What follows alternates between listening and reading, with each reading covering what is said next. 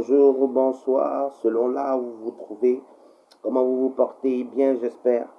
Euh, je suis Maël Kombila, éminence grise de la plateforme La Maison du Grand Roi. Et je viens comme ça ce matin euh, dans le cadre de notre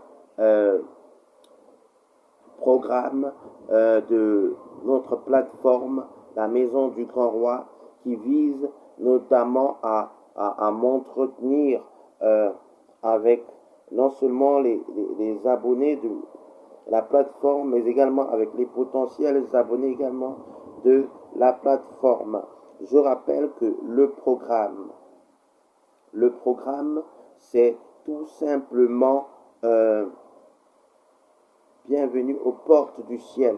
Et ce programme de la Maison du Grand Roi vise à développer un certain nombre de thèmes afin de faire comprendre à quelqu'un de l'utilité ou de la nécessité de véritablement demeurer à l'ombre de l'Éternel Dieu des armées, qui créa l'homme, et Dieu qui créa à partir de l'homme la femme, du Dieu qui donna le souffle à l'homme et du Dieu qui permet encore que nous soyons là aujourd'hui.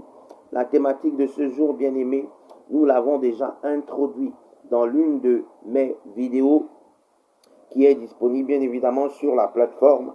C'est bien entendu le rêve, bien-aimé. Donc je rappelle, le thème de ce jour, c'est le rêve. Et nous allons, durant le temps qui nous est imparti, vous entretenir sur ce sujet. Nous l'avions, je le disais tantôt, déjà brièvement introduit. Pour ceux qui sont constants au sein de cette plateforme, nous allons donc, dans un premier temps, véritablement rentrer au sein du développement de ce thème, véritablement toucher aux profondeurs de ce thème, véritablement exposer ce qui doit être exposé concernant le sujet du rêve. Je tiens encore à rappeler que si Dieu m'a mis à cœur, n'est-ce pas, de vous parler de ce thème, c'est tout simplement parce que c'est un thème très très important, c'est un thème qui juge très très important pour un homme ou une femme qui m'écoute, pour un enfant ou un adolescent qui m'écoute, pour une personne du troisième âge qui m'écoute, pour une autorité qui m'écoute, bien-aimé. Le rêve est fondamental. Donc, voilà pourquoi Dieu m'a mis à cœur davantage de vous entretenir sur ce sujet ce matin. Je rappelle, le thème du jour, c'est le rêve. Et nous allons, durant le temps, je le répète, qui nous est imparti, introduire, sinon toucher, développer ce thème en nous appuyant sur deux thématiques principales, bien aimés. Prenez vos stylos. La première thématique, c'est du rêve à la réalité. Je rappelle, la première thématique, c'est du rêve à la réalité, c'est-à-dire comment passe-t-on du rêve à la réalité. Pourquoi passer du rêve à la réalité? Quelle est l'utilité ou la nécessité de passer du rêve à la réalité? C'est la première thématique que nous allons aborder ce matin ou ce soir, selon là où tu te trouves, bien-aimé. La seconde thématique, bien-aimé, que nous allons aborder, c'est tout simplement de la réalité au rêve. Je répète, de la réalité au rêve. C'est-à-dire, comment passe-t-on de la réalité au rêve? Je rappelle ici que notre intervention a deux objectifs principaux. Il est toujours important de donner les objectifs lors d'une intervention pour que chacun ne se perde pas, pour que chacun arrive davantage à suivre ce qui est dit. Donc, le premier objectif de notre thème du jour, qui n'est autre que le rêve, est celui-ci. Le premier objectif, bien aimé, c'est de vous emmener à sortir de votre réalité qui vous rend parfois malheureux, afin de vous permettre d'accéder à vos rêves. Donc, premier objectif, c'est de vous emmener, d'emmener quelqu'un, un homme ou une femme, à sortir de sa réalité, de sa triste réalité, afin de rentrer, d'accéder à à ces rêves, à ceux qui suscitent, n'est-ce pas, quelque chose de glorieux en lui. Le second objectif, bien aimé, de notre intervention, c'est tout simplement de permettre, à quelqu'un, à un homme ou une femme, de sortir de ses rêves, n'est-ce pas, afin de favoriser son retour sur terre. Donc sortir de ses rêves, des rêves dans lesquels il est prisonnier, afin de revenir sur terre, bien-aimé. Donc, ainsi fait, nous allons, bien-aimé, poursuivre afin que de rentrer véritablement dans le sujet qui nous permet que nous soyons réunis ici ce matin, bien-aimés. Mais avant que de poursuivre, je voudrais dire à quelqu'un quelque chose de très important. Avant que de poursuivre, je voudrais dire à quelqu'un quelque chose de très important. C'est que il est important de vivre ses rêves, bien-aimés. Oui, je dis, il est important de vivre ses rêves, bien-aimés. J'ai pour habitude de dire que le rêve, c'est la vie. J'ai pour habitude de dire, bien aimé, je le répète, que le rêve, c'est la vie. Qu'est-ce que cela veut dire? Cela veut tout simplement dire, bien aimé, que celui qui ne rêve pas est biologiquement, intellectuellement et spirituellement mort. Je répète, celui qui ne rêve pas est biologiquement, intellectuellement et spirituellement mort. Qu'est-ce que cela signifie?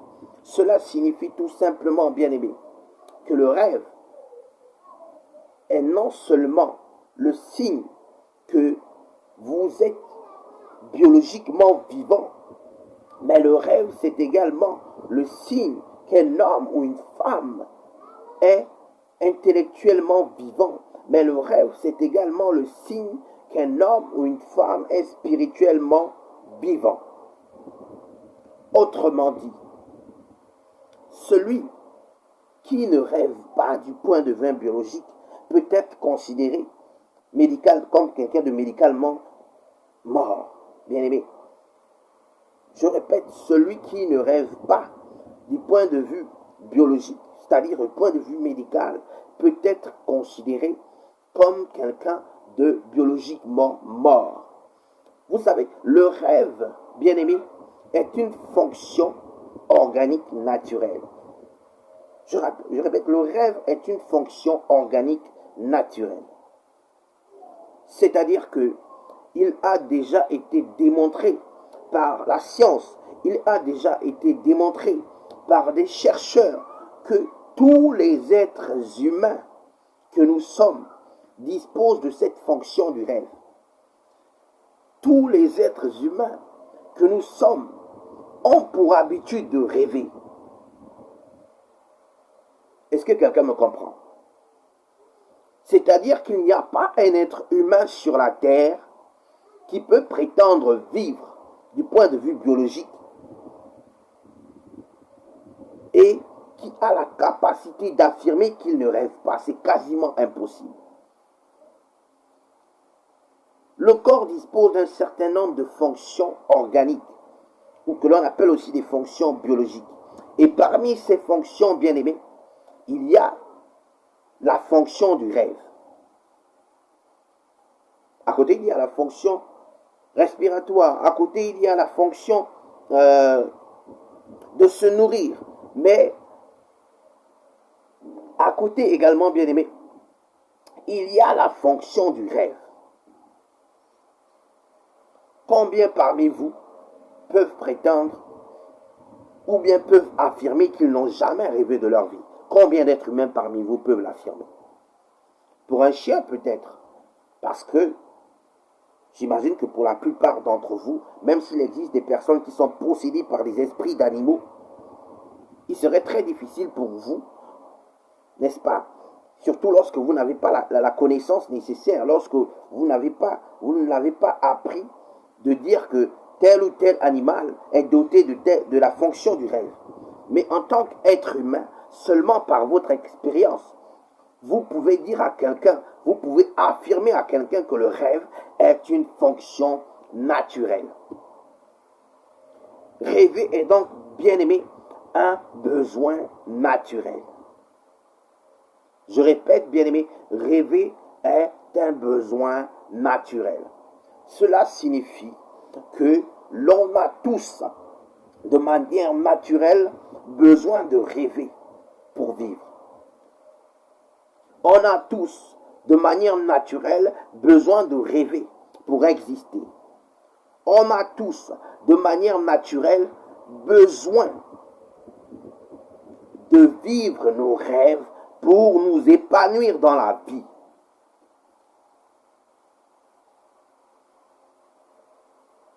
Pour ceux qui doutent encore, parce que j'imagine qu'il y a toujours des cas exceptionnels, il y a certainement des personnes parmi vous qui peuvent se dire que moi, je n'ai pas pour habitude de rêver.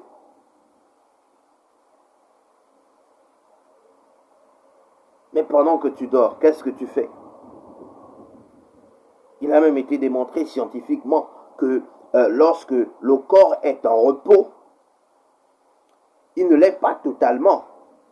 Lorsque le corps est en repos, ce que l'on appelle le sommeil, toutes les fonctions du corps ne sont pas totalement endormies.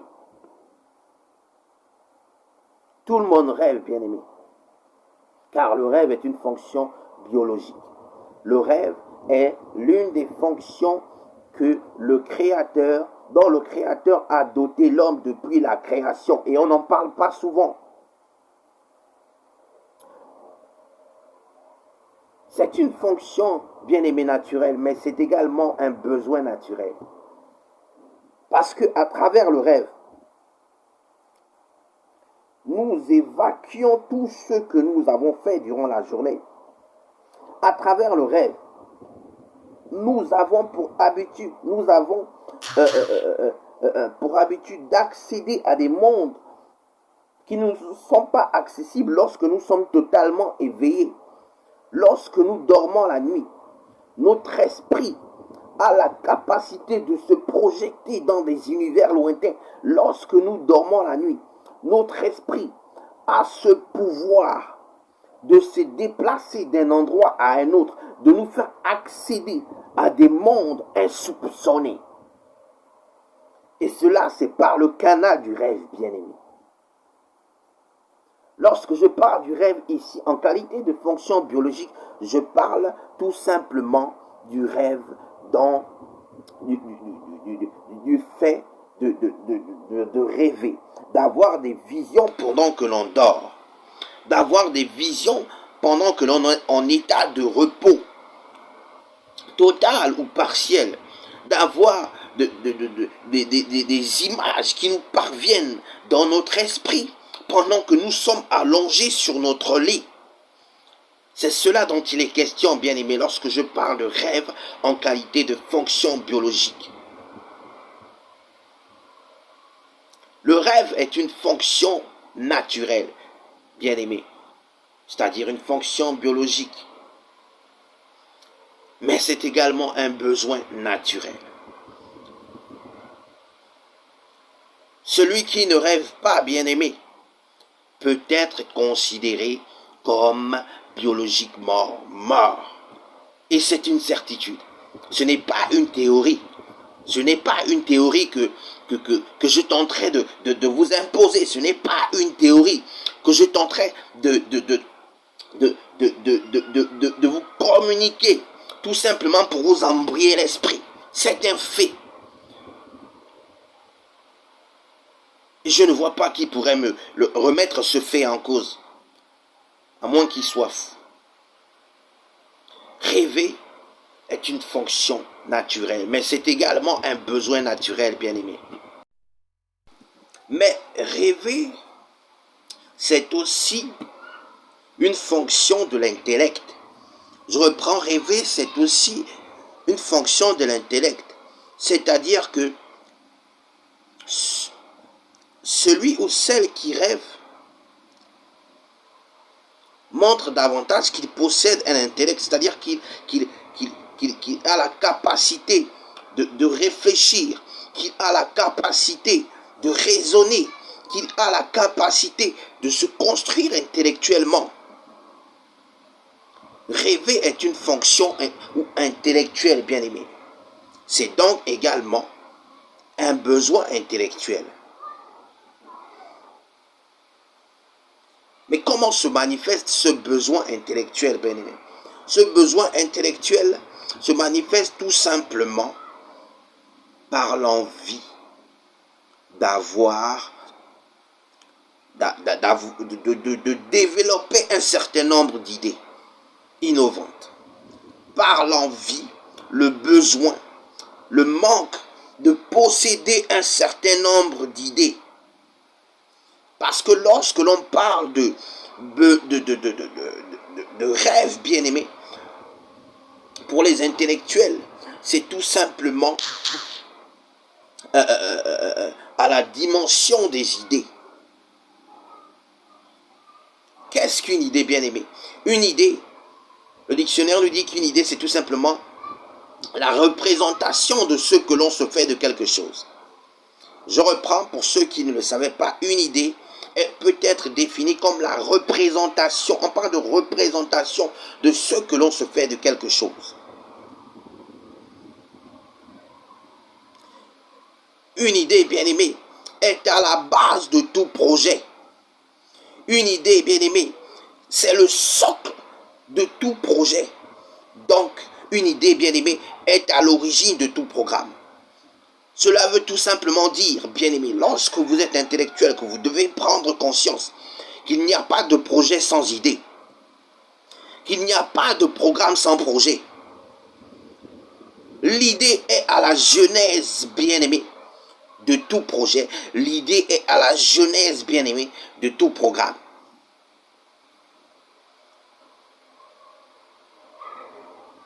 L'idée permet à quelqu'un d'exprimer ce qu'il ressent. L'idée permet à quelqu'un de construire, ou bien d'exprimer ce qu'il ressent. L'idée, bien aimée, est à la base de tout projet. L'idée, bien aimée, est à la base de tout programme. L'idée, bien aimée, c'est le rêve que l'on peut vendre à quelqu'un. L'idée, bien aimée, c'est le rêve que l'on a envie de partager avec quelqu'un.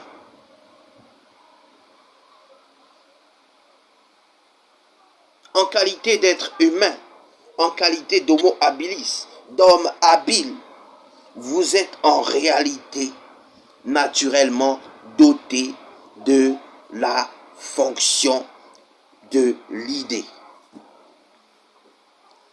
L'idée, bien aimée, au-delà de la représentation de ce que l'on se fait de quelque chose, j'ai pour habitude de dire, peut être vu comme un concept ou un processus que l'on peut définir comme suite. I, qui renvoie tout simplement à l'identification. D, qui renvoie tout simplement à la distinction. E, qui renvoie tout simplement à l'expression. Et E encore, qui renvoie tout simplement à l'expérimentation ou à l'expérience que l'on peut avoir de quelque chose. Vous voyez que l'idée n'est pas dans ce cas non seulement un concept abstrait, mais c'est quelque chose que vous pouvez davantage voir comme un processus qui permet la réalisation de l'intellectuel que vous êtes, un processus qui permet l'accomplissement de l'homo habilis que vous êtes. L'idée, c'est le rêve de quelqu'un. Celui qui vous a piqué votre idée, bien-aimé, vous a piqué votre rêve. Celui qui vous a piqué, bien-aimé, votre idée, vous a piqué votre projet. celui qui vous a piqué votre idée, bien-aimé, vous peut ou a la capacité de vous empêcher de réaliser votre programme. L'idée est à la genèse de tout projet. Et il faut que quelqu'un le retienne. Il faut que tu le retiennes, bien-aimé.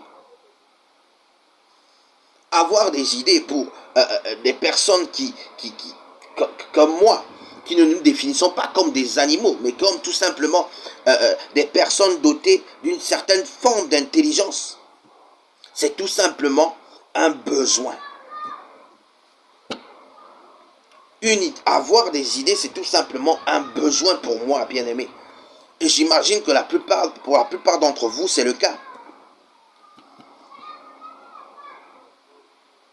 Pour la plupart d'entre vous, c'est certainement le cas. Lorsque nous voyons la chaîne de l'évolution de l'être humain, bien-aimé, selon la manière dont la science nous l'explique, nous voyons que l'homme est parti d'un point A à un point B. Et parmi ce point A, et ce point A, bien aimé, peut être considéré comme l'homo sapiens. D'accord? Et à l'arrivée, nous avons vu quoi? L'homo habilis, c'est-à-dire l'homme doté d'intelligence. L'homme doté d'une certaine habilité. L'homme qui a la capacité de réfléchir, de raisonner, de comprendre, de cerner des problèmes pour bien éventuellement en découvrir les solutions.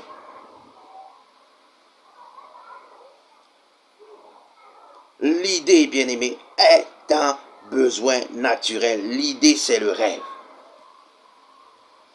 Voilà pourquoi, en qualité d'être humain, vous devez apprendre à non seulement cultiver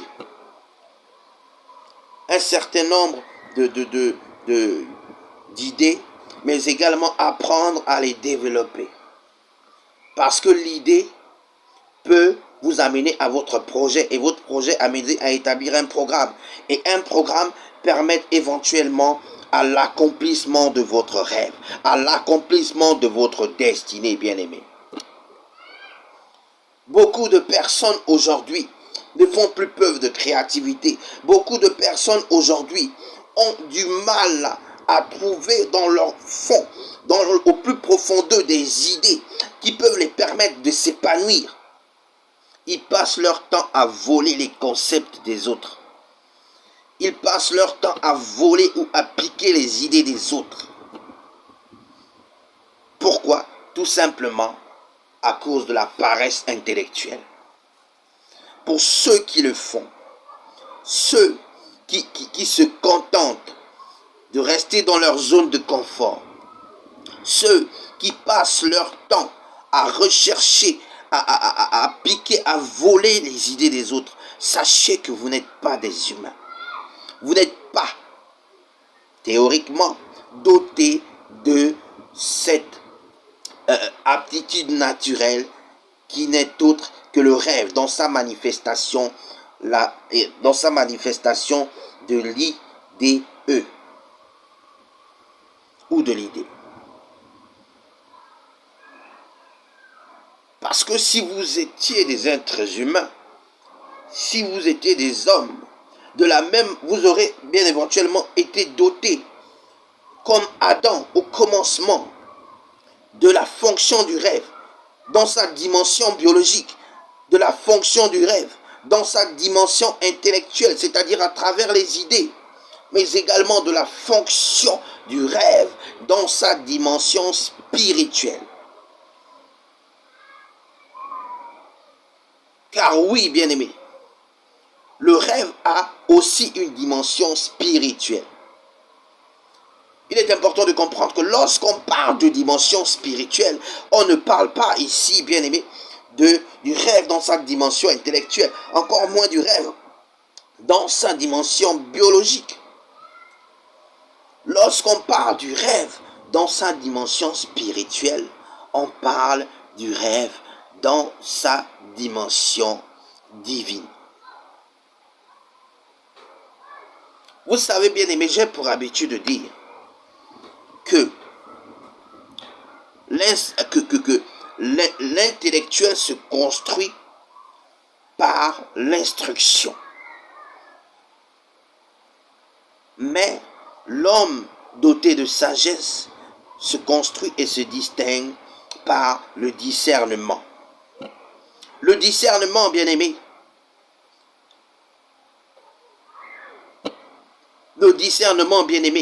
est à la base de la connaissance. Lorsque je parle de connaissance, je ne parle pas de connaissance du monde, mais je parle de connaissance divine. C'est-à-dire la connaissance qui vient de Dieu, la connaissance qui vient du Créateur, la connaissance qui vient de celui qui créa Adam et Ève, de celui qui créa l'univers au commencement. Du Dieu d'Abraham, du Dieu de Jacob, du Dieu d'Isaac, du Dieu de Joseph, mais le Dieu également de celui que je suis. C'est de cette connaissance dont je parle, bien-aimé. Et c'est cette connaissance qu'en qualité d'enfant de Dieu, vous devez rechercher. Vous devez impérativement chercher à toucher. C'est cette connaissance derrière laquelle vous devez courir. Parce que c'est la connaissance ultime. C'est la connaissance qui doit être pour quelqu'un un besoin naturel. La connaissance de Dieu. Elle te permet de découvrir qui est réellement Dieu. Elle te permet de découvrir qui est réellement l'homme, qui est réellement l'être humain. C'est une connaissance qui est essentielle pour les enfants de Dieu que nous sommes, pour les enfants de la maison du grand roi que nous sommes. Et c'est cette connaissance que nous recherchons. C'est pour cette connaissance que nous nous agenouillons les nuits et que nous prions. C'est pour cette connaissance que nous demandons. C'est cette connaissance que nous demandons à Dieu de nous révéler à chaque fois que nous prions, à chaque fois que nous invoquons son nom, à chaque fois que nous appelons le Saint-Esprit à se manifester dans nos vies. C'est la connaissance de Dieu, bien-aimé. Ce n'est pas l'instruction des hommes. Je fais partie de ceux qui croient que la connaissance de Dieu est au-dessus de la connaissance des hommes. La connaissance de Dieu te permet d'avoir accès aux vérités du royaume de Dieu. Mais également la connaissance de Dieu te permet de comprendre véritablement la République ou le monde dans lequel tu vis.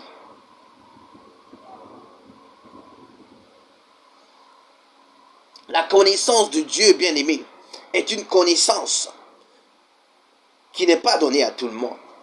Parce que c'est une connaissance qui demande le discernement.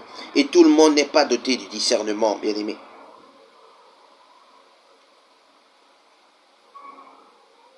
Il est important que vous le compreniez. C'est fondamental. C'est essentiel. Vous savez, celui qui a la connaissance de Dieu n'est pas limité par le temps et l'espace. Celui qui a la connaissance de Dieu n'est pas limité par la conjoncture qui l'entoure.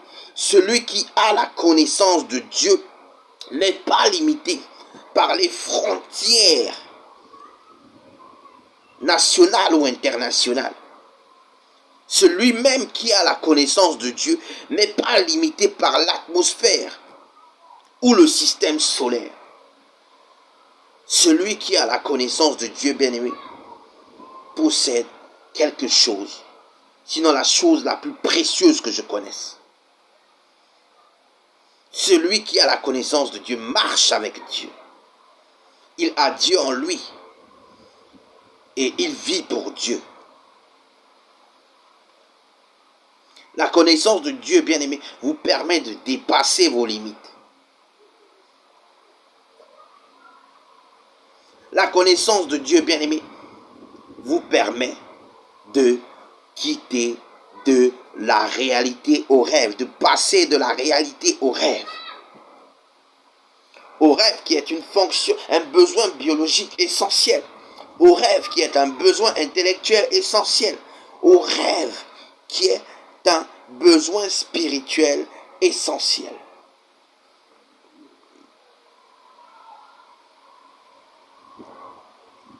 Voilà pourquoi je veux dire à quelqu'un ce matin que tu dois rechercher la connaissance. Car la connaissance te conduira toujours vers ton rêve. Vers le rêve que Dieu a mis en toi. Vers le rêve qui te permettra de te réaliser en qualité d'homme sur la terre, mais également en qualité d'enfant de Dieu dans le ciel.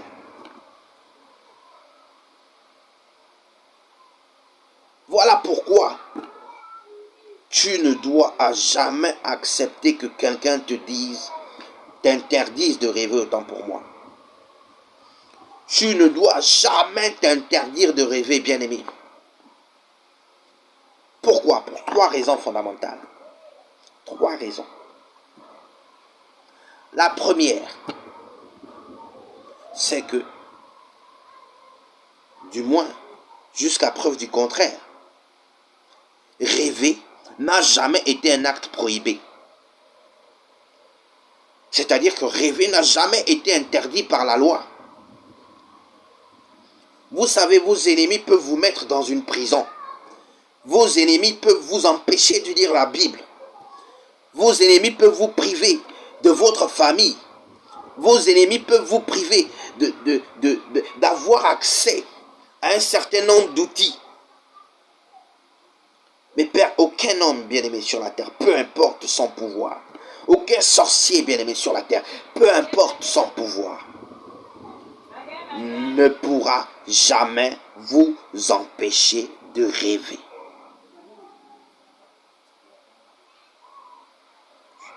J'en ai la conviction. Car rêver est une fonction biologique. C'est Dieu qui a établi cette fonction en l'être humain. Et seul Dieu a la capacité de la retirer en l'homme. Et il faut que tu en sois convaincu. Il faut que véritablement tu puisses le croire. Personne ne peut t'interdire de rêver. N'accepte jamais à quelqu'un qu'il te dise d'arrêter de rêver.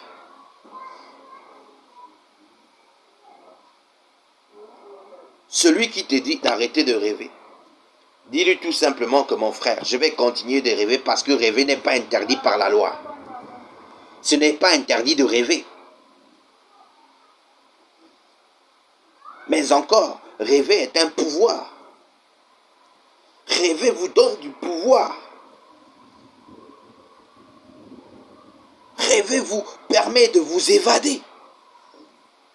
Lorsque vous êtes seul, lorsque vous êtes isolé, lorsque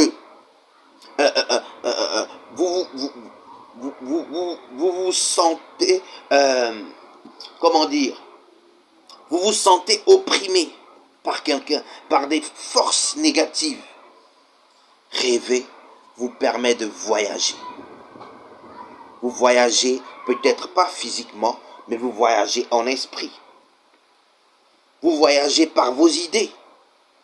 C'est le rêve intellectuel. Mais vous pouvez également voyager spirituellement en restant connecté à Dieu. Dieu qui a la capacité de vous faire découvrir le monde des esprits. Même lorsque votre corps est physiquement attaché, est physiquement comprimé. Rêver n'est pas un acte prohibé. Rêver est un pouvoir. Rêver est également et doit être un droit fondamental. Vous savez, lorsque vous voyez la manière dont fonctionne le monde, vous voyez certaines dictatures dans le monde, Il y a des hommes dans certains pays, dans certaines parties du monde, qu'on interdit de lire la Bible. Il y a certains pays dans le monde où on interdit même à certains hommes de Dieu de prêcher l'évangile, à certains hommes de Dieu ou certaines femmes de Dieu de parler de la parole de Dieu. Ça, les dirigeants qui sont à la tête de ce pays ont ce pouvoir-là, de vous interdire de parler de Dieu. Mais personne, aucun homme, n'a le pouvoir de vous empêcher de rêver. Parce que rêver est une fonction biologique. Quel homme sur la terre peut, pendant que vous dormez, rentrer dans votre rêve et vous dire arrête de rêver? Personne. Aucun scientifique ne peut même venir ne peut venir me dire que un homme aura la capacité d'empêcher quelqu'un de rêver. À moins que, bon, peut-être vous lui empêchez de dormir. Mais cela conduira inéluctablement à la mort. Et celui qui est mort, je l'ai dit tout à l'heure, ne rêve plus. Celui qui est biologiquement mort ne rêve pas. Sinon, celui qui ne rêve pas est biologiquement mort. Celui qui ne rêve pas est intellectuellement mort. Celui qui ne rêve pas est spirituellement mort. Je ne connais pas beaucoup de textes de loi à travers le monde où il est écrit noir sur blanc qu'il est interdit pendant son sommeil de rêver. Quel est même le fou qui peut établir une telle loi? Il sait que c'est quasiment impossible. Ce n'est pas lui qui a créé l'homme. Ce n'est pas donc lui qui a le pouvoir d'empêcher l'homme de rêver ce à quoi il veut. Rêver n'est pas un acte prohibé, bien-aimé, du point de vue de Dieu, mais du point de vue de la loi. Même de la loi établie par les dirigeants les plus fous. Rêver vous donne du pouvoir, vous permet de voyager, intellectuellement parlant, mais également vous permet de voyager spirituellement parlant. Voilà pourquoi tu ne dois jamais t'interdire de rêver, bien-aimé. Et j'insiste là-dessus. Le rêve, bien-aimé, est donc tout simplement d'une utilité capitale pour tous ceux et celles qui veulent se construire. Je répète, le rêve est tout simplement d'une utilité capitale pour tous ceux et celles qui veulent se construire. Je parle du rêve dans sa dimension triptyque, si je peux le dire ainsi, dans sa dimension biologique, dans sa dimension intellectuelle, mais également du rêve dans sa dimension spirituelle.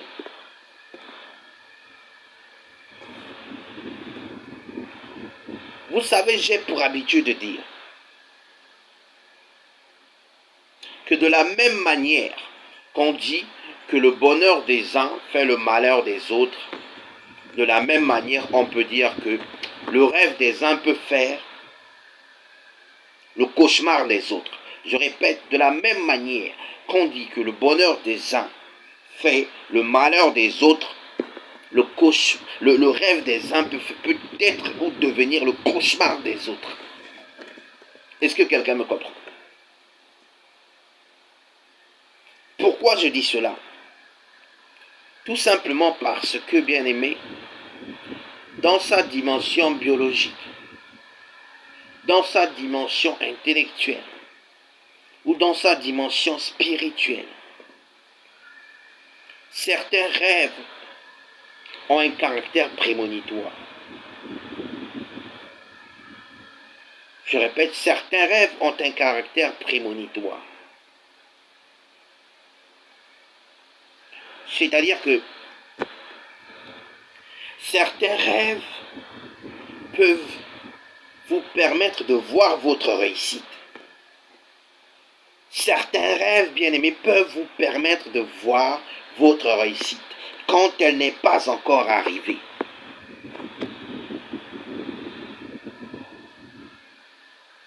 Il vous est déjà arrivé, bien-aimé, de rêver que vous parvenez à accomplir certaines choses, de rêver que vous arriviez à épouser l'homme que vous aimez. Et cela fait votre joie, cela fait votre bonheur.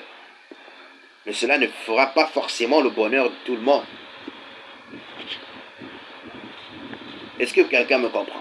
Car le jour où un homme ou une femme qui ne veut pas que vous vous réalisez, un homme ou une femme qui ne veut pas que vous vous mariez, apprend que Dieu vous a montré à travers votre rêve que votre mariage est proche, croyez-moi, il ne célébrera pas avec vous. Il ne célébrera pas avec vous. Bien au contraire, il va commencer à réfléchir et à développer des stratégies afin de vous empêcher d'accéder à votre rêve. Voilà pourquoi je dis ceci. Le rêve qui a un caractère prémonitoire peut contrarier les aigris de votre vie. Je répète, le rêve qui a un caractère prémonitoire peut contrarier toutes les personnes, hommes, femmes, enfants, frères, sœurs, qui sont aigris dans votre vie.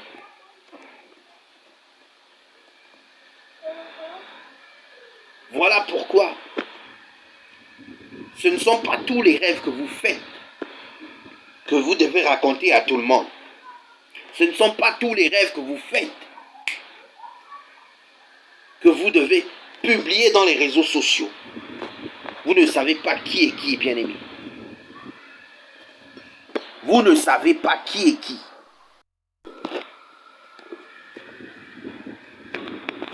Dans une de mes vidéos, bien-aimées, j'ai parlé de l'histoire de Joseph, car dans la Bible, c'est certainement un des cas qui illustre ou qui peut soutenir de manière la plus pertinente ce dont il est question aujourd'hui. Car bien aimé, le rêve que Joseph avait fait n'a pas plu à tout le monde. Et je l'ai dit dans l'une de mes interventions qui est bien entendu disponible et que vous pouvez encore réécouter. Mais je ne vais pas revenir là-dessus. Je vais tout simplement rester dans le développement de la thématique que nous poursuivons aujourd'hui, c'est-à-dire celle du rêve. Donc je disais que le rêve, dans son caractère prémonitoire, peut contrarier les aigris de votre vie. Et il est important que vous le compreniez. Mais le rêve, bien-aimé également, dans son caractère prémonitoire, peut susciter la jalousie. Oui. Si tu ne le savais pas, je viens de te l'informer. Le rêve peut susciter la jalousie autour de toi. Le rêve que tu as fait, dans lequel tu te vois réussir, dans lequel tu te vois atteindre tes objectifs, dans lequel tu te vois davantage accéder à quelque chose de précieux, peut susciter des jaloux autour de toi. Autour de toi, c'est qui? C'est parmi tes proches. Autour de toi, c'est qui? C'est tout simplement parmi tes amis. Autour de toi, bien-aimé, c'est qui? C'est tout simplement même tes dirigeants. Regardez l'histoire de Jésus. Il y a des prophètes qui avaient annoncé la venue de Jésus. Et il y a un homme très puissant qui, à l'arrivée des mages, avait compris que la prophétie, sinon le rêve des prophètes, était en train de se réaliser. Puis il avait compris cela. Et il est devenu d'une humeur noire. De telle sorte qu'il a commencé à vouloir manipuler les mages.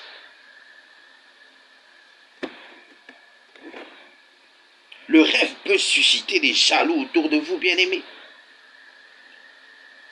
Un jaloux, c'est un jaloux. La jalousie est un esprit, bien-aimé. Regardez. Il n'a pas vu que Jésus était qu'un enfant, même si on l'appelait l'enfant roi. Il n'a pas vu que Jésus n'avait pas d'or, n'est pas né avec d'or et de l'or et de l'argent autour de lui. Il n'a pas vu que Jésus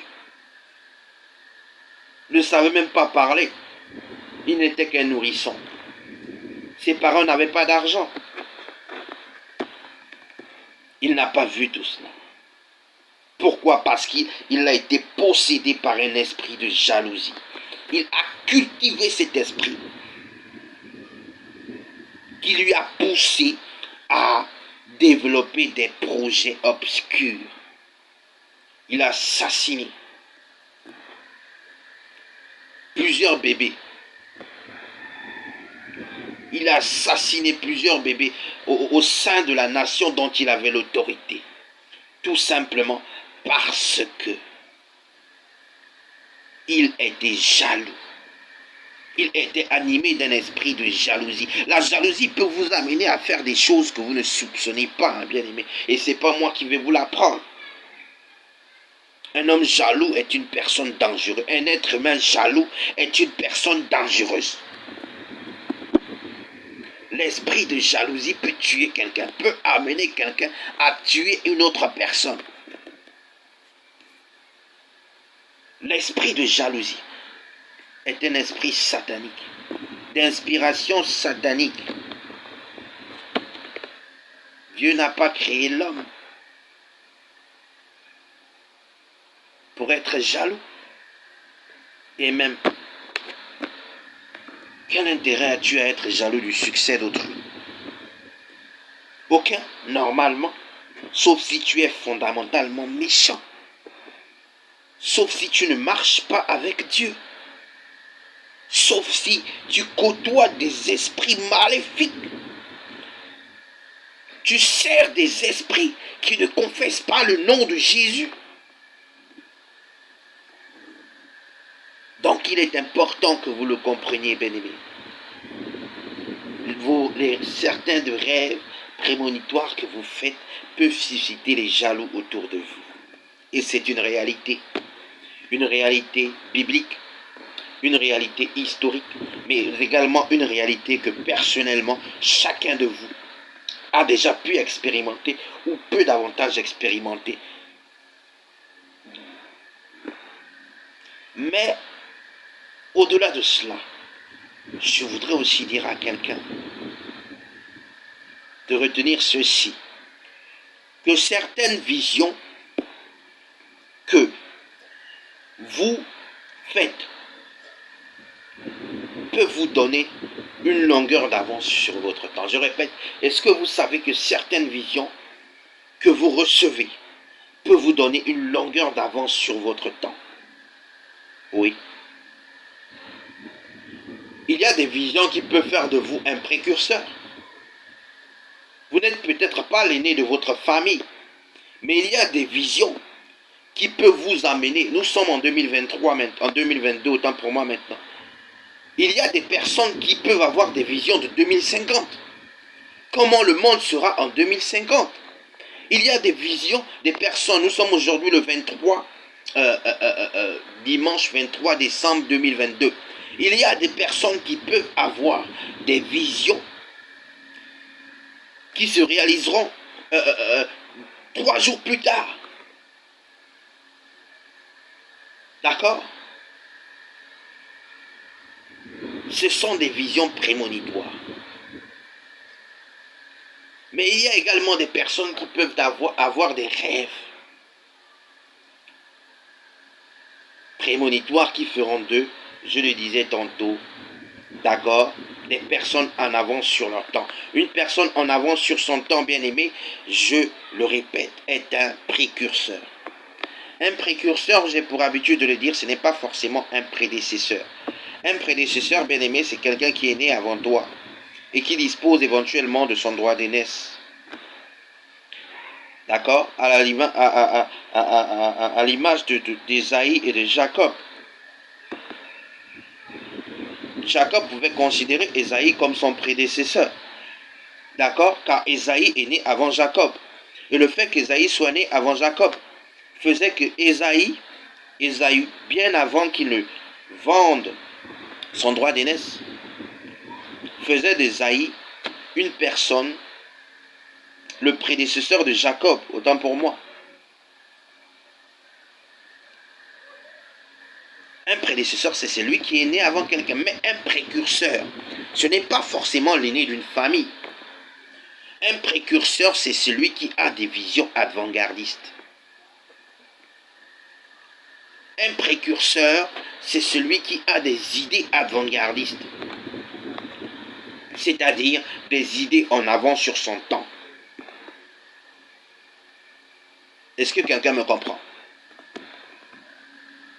Jésus. Certains prophètes, d'abord, autant pour moi, peuvent être considérés comme des précurseurs. Oui. Samuel, bien-aimé, était un précurseur. Il a ouvert la voie. Samuel, je le rappelle, était lorsque l'on lit la Bible, est considéré comme le premier de la lignée des prophètes. Je ne parle pas de serviteurs. Avant Samuel, il y a eu des serviteurs. Samuel était non seulement le dernier des juges, mais également le premier, celui qui est considéré comme le premier des prophètes, sinon le premier prophète. Est-ce que vous voyez seulement l'impact que Samuel a eu dans la vie de quelqu'un? L'impact que Samuel a eu dans la vie de David.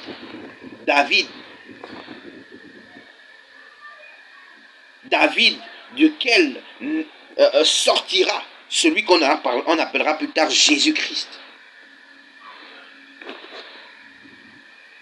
Samuel était un précurseur, était un prophète. Mais c'était surtout un précurseur. Parce qu'il a précédé un certain nombre de prophètes qui sont venus après lui. Il a posé les bases de la destinée de l'humanité. Ça, c'est le prophète tel qu'il nous l'est présenté, sinon le précurseur tel qu'il nous l'est présenté dans la Bible. Mais lorsqu'on parle de précurseur, bien aimé, également dans la vie de tous les jours, on parle de précurseur également aussi dans le domaine intellectuel, dans le domaine scientifique. Il y a des personnes qui ont des idées avant-gardistes. Il y a des personnes qui ont la capacité d'imaginer ce que serait le monde demain. À travers quoi? À travers des idées révolutionnaires. À travers quoi? À travers des projets révolutionnaires. À travers quoi? À travers la réalisation de programmes sortant de l'ordinaire. Il y a des personnes également qui sont des précurseurs parce qu'ils ont expérimenté quelque chose en premier.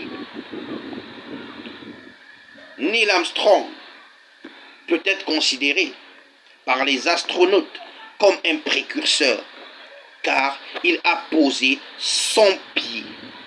Du moins, c'est celui qui a été vu qui a été pour la première fois vu poser son pied sur la Lune. Est-ce que quelqu'un me comprend? D'accord? C'est tout simplement pour dire ceci. Que certains rêves peuvent faire de vous un précurseur. Il y a des rêves que vous ne pouvez pas négliger. Il y a des idées que vous ne pouvez pas négliger parce que vous ne savez pas ce qu'elles peuvent faire de vous demain. Il y a des idées qui peuvent vous donner une longueur d'avance sur les projets sataniques et démoniaques construit par vos ennemis. Il y a des idées qui peuvent vous permettre de vous projeter dans le futur, et de voir ce qui aura davantage l'occasion de se réaliser dans la vie de quelqu'un.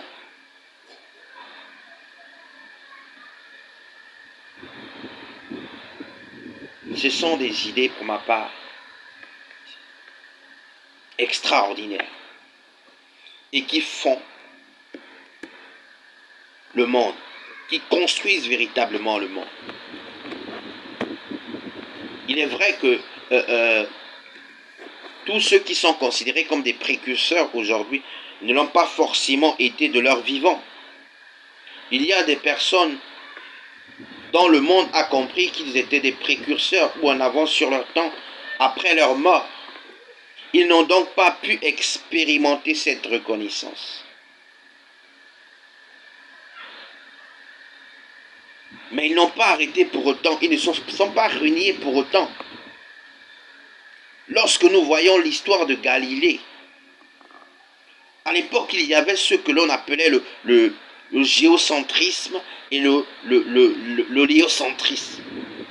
L'héliocentrisme, bien aimé, c'était la théorie, sinon la doctrine selon laquelle le soleil tournait autour de la terre. C'était la doctrine qui était portée par les autorités ecclésiastiques de l'époque.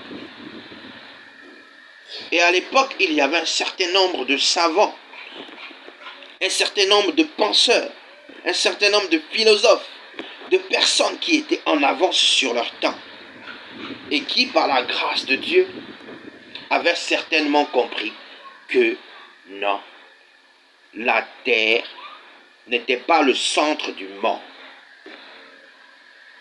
que la terre n'était qu'un objet parmi tant d'autres qui gravitaient autour du soleil. Et à l'image de ces grands hommes comme Galilée, ils en ont payé le prix. L'homme a été excommunié parce qu'il soutenait une idée en avance sur son temps. De son vivant, il n'a pas pu expérimenter cette reconnaissance. Mais après sa mort, quelques années plus tard, la science lui a donné raison. Que c'est effectivement la Terre qui gravite autour du Soleil. L'Église lui a donné raison. Que c'est effectivement la Terre qui gravite autour du Soleil. Galilée était un précurseur. Et il est important que nous le reconnaissions. Ce n'était peut-être pas le seul. Il y avait certainement aussi des personnes anonymes. Il y avait certainement aussi des personnes qui ont dû renoncer à leur vision, à leur idée, à leur rêve, parce qu'ils avaient été menacés par l'Église ou autre autorité politique et administrative. C'est important que vous le compreniez, bien-aimés. C'est important que nous le comprenions, bien-aimés. Le rêve joue un rôle fondamental dans la vie. Le rêve joue un rôle fondamental dans la vie. Qu'il s'agisse du rêve prémonitoire, qu'il s'agisse du rêve lucide ou qu'il s'agisse du rêve créatif. Je parle ici de 3 types de rêves, bien-aimés. 3 types de rêves que nous aurons l'occasion de développer un peu plus tard. Le rêve joue un rôle fondamental dans la vie d'un homme et d'une femme. Et il est temps, sinon important, que vous en preniez conscience. J'ai pour habitude de dire, bien-aimés, s'agissant du rêve et de nos rapports aux autres, que nous partageons tous la même réalité, mais nous ne partageons pas tous les mêmes rêves. Je reprends, nous partageons, bien-aimés, peut-être tous la même réalité, mais nous ne partageons pas tous incontestablement les mêmes rêves. Est-ce que quelqu'un me comprend? Oui. Vous savez, vous pouvez avoir des membres d'une même famille qui grandissent ensemble, vous comprenez, ou partagent, qui grandissent ensemble et qui ne partagent pas forcément pas tous les mêmes rêves, qui ne partagent forcément pas tous les mêmes idées, qui ne partagent pas tous les mêmes projets, les mêmes aspirations. Pourtant, c'est les membres d'une même famille. Donc, vous pouvez vivre avec des gens, avec des personnes, mais ne pas partager les mêmes aspirations que ces personnes. Vous pouvez vivre avec des personnes, mais ne pas être en accord avec ces personnes sur un certain nombre de choses ou un certain nombre de points de vue. C'est le cas de Joseph. Je l'ai dit dans une de mes vidéos qui a déjà été publiée. Il est important que vous le compreniez. Nous partageons tous les mêmes rêves, mais la même réalité, mais nous ne partageons pas forcément tous les mêmes rêves. Que nous soyons membres d'une même famille, que nous soyons nés d'un même ventre, et même que nous vivions avec notre moitié. Vous pouvez vivre avec quelqu'un et ne pas partager les mêmes aspirations que cette personne. C'est vrai que du point de vue du mariage, ce n'est pas l'idéal, mais c'est une réalité. Et c'est des choses que nous vivons et que nous expérimentons davantage chaque jour, chacun à son niveau. Vous pouvez également appartenir à la même communauté que quelqu'un et ne pas partager le même esprit de solidarité que cette personne. Vous pouvez vivre dans une communauté qu'un certain nombre de personnes et ne pas vous sentir solidaires les uns les autres. Il y a des communautés où il y a certainement la division. C'est une réalité. Il y a des communautés où il y a certainement l'incompréhension entre des personnes. Ça également, c'est une réalité, bien-aimés. C'est une réalité, bien-aimés. Mais, au-delà de ça, je voudrais encore ajouter ceci, que les rêves que vous portez, au-delà de votre communauté, au-delà de votre famille, n'est-ce pas, que vous portez personnellement, et il est important que nous le comprenions, les rêves que nous portons forcément personnellement ne sont pas forcément ceux que porteront nos enfants. Nous avons des aspirations, nous avons des idées, nous avons des rêves.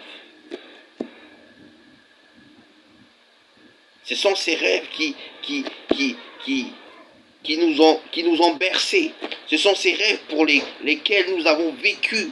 Ce sont ces rêves certainement que nous avons commencé à bâtir. Et ce sont ces rêves certainement que Dieu nous a davantage fait grâce de toucher du doigt. Nous les avons portés, ces rêves. Mais la réalité, c'est que ce n'est pas parce que nous avons porté nos rêves, ce n'est pas parce que nous portons nos rêves aujourd'hui que nos enfants demain porteront les nôtres. Et c'est important que vous le compreniez, bien-aimés. Nous partageons tous la même réalité, mais nous ne partageons pas tous les mêmes rêves. Nous partageons tous la même réalité, mais nous ne partageons pas tous les mêmes rêves. Celui à qui a compris cela a tout compris. Est-ce que quelqu'un me comprend? Celui qui a compris cela pourra davantage comprendre les autres. Les autres, c'est les personnes qui l'entourent. Et même ceux qui sont loin de lui. Nous partageons tous les mêmes rêves, mais nous ne partageons pas tous les mêmes réalités. Que nous ayons grandi ensemble, que nous soyons membres d'une même famille, que nous soyons, que nous appartenons à une même communauté, que nous soyons mariés, que nous soyons en couple, que nous vivions en concubinage, nous pouvons partager la même réalité. Mais ce n'est pas parce que nous partageons la même réalité que nous partagerons systématiquement tous les mêmes rêves. Est-ce que quelqu'un me comprend? Mais encore, j'irai même plus loin. Vous pouvez éventuellement vivre avec quelqu'un et avoir en commun un rêve naturel. Être en accord avec quelqu'un sur ce que j'ai appelé tout à l'heure le rêve naturel. Mais ne pas être en accord sur ce que j'ai également appelé le rêve intellectuel. Parce que le rêve, bien aimé, peut être à la dimension de la dimension biologique. Le rêve, bien aimé, peut être compris comme à la dimension intellectuelle. Lorsqu'il affecte l'intellect, lorsqu'il concerne l'intellect. Mais le rêve peut également porter, bien aimé, sur l'esprit. Lorsqu'il concerne le monde des esprits. Donc, vous pouvez être en accord avec quelqu'un sur une vision que Dieu vous a davantage donnée. C'est-à-dire que vous pouvez, par exemple, être chrétien et reconnaître tous deux que Jésus est la source du salut de l'humanité. Mais ce n'est pas parce que vous partagez ce rêve ou cet idéal que forcément, par exemple, en qualité,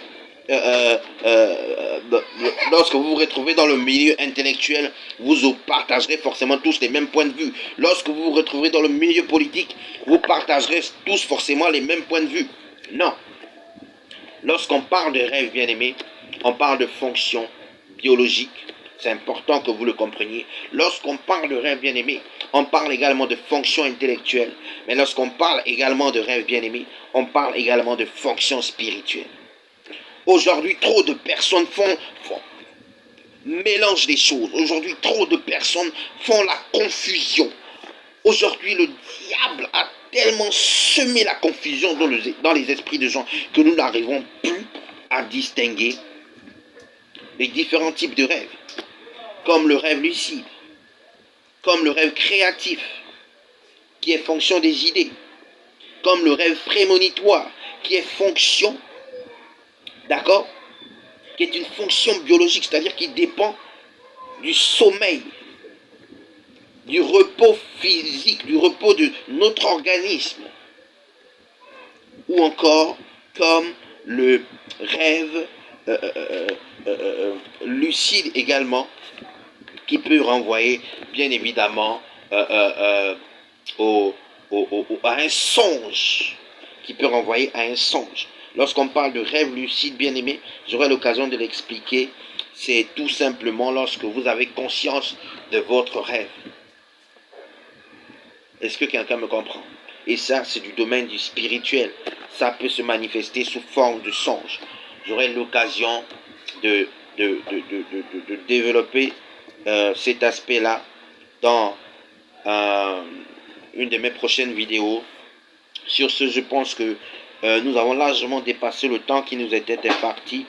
Il était question pour nous, bien évidemment, d'aborder le sujet du rêve dans le cadre de deux thématiques, notamment la première thématique, c'est du rêve, de la réalité au rêve, d'accord? Et la seconde thématique, du rêve à la réalité. Nous avons déjà défini les objectifs, mais je pense que nous aurons l'occasion de poursuivre. Nous avons défini les objectifs, nous avons développé la première thématique, n'est-ce pas, à travers une série de 4 argumentaires, et nous aurons l'occasion, n'est-ce pas, de développer aussi la seconde thématique, c'est-à-dire de passer le passage du rêve à la réalité, parce que si je vous ai donné un certain nombre d'arguments qui vous permettent, n'est-ce pas, de passer du rêve à la réalité, de savoir pourquoi il est important de passer de la réalité au rêve, j'aurai également l'occasion de vous donner un certain nombre d'arguments qui vous permettront de savoir pourquoi il est important aussi, parfois, de quitter de la réalité au rêve. Sur ce, je vous souhaite le meilleur à vous et vos familles. Je souhaite que vous puissiez davantage réécouter le message afin de vous l'approprier véritablement. Et je souhaite surtout que nous puissions nous revoir très bientôt par la grâce de Dieu sur la plateforme La Maison du Grand Roi. C'était Maël Komila depuis la Maison du Grand Roi. Au revoir et à bientôt. Ciao, ciao. Bye.